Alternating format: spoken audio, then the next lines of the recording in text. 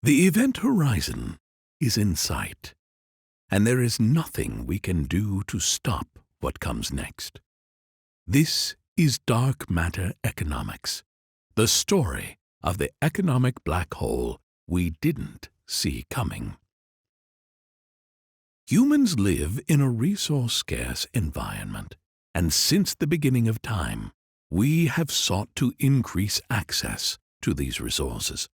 This started with hunting and gathering of intermittent natural resources, but eventually evolved into the cultivation of a steady supply with the advent of farming.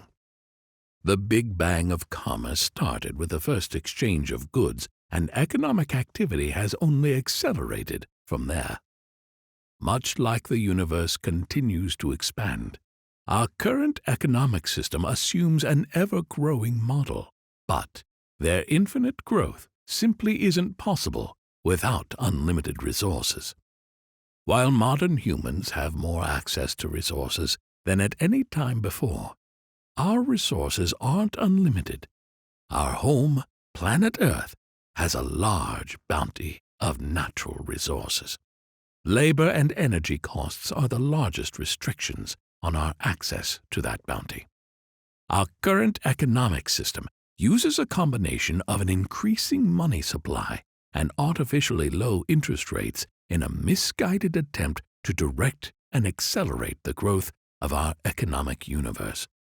Many powerful systems have been built on or become dependent on this assumed non-stop growth in production and debt. They are dependent on the inflationary monetary system, on the assumption of an ever-expanding economic universe. Few have realized that there is a yet unseen and unplanned-for dark matter in the economic universe.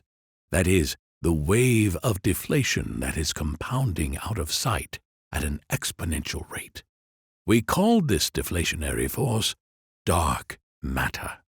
Innovation and technology have always allowed us to have greater access to resources.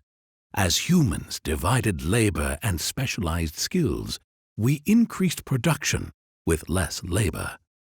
Economies of scale let us produce even more while using fewer natural resources. From steam to electricity to robots and beyond, industry has seen many energy and labor revolutions. At each turn, the negative effects were limited by a process called creative destruction. The jobs eliminated by machines were replaced with different and higher-skilled positions. The economy evolved, and the deflationary effects led to better jobs and more abundant access of resources. But technology doesn't progress in a straight linear fashion. It has often arrived in an S-shaped pattern. Creative destruction meant that technology-based dark matter were just anomalies in the universe, temporary blips in the status quo until the next curve upward. Technology has been compounding all this time and stretching out the S-curve more and more, leading to diminishing returns in creative destruction. As we approach the coming black hole, that S-curve will get longer and straighter. On the next installment, we will discuss this economic black hole, the event horizon, and the coming economic singularity.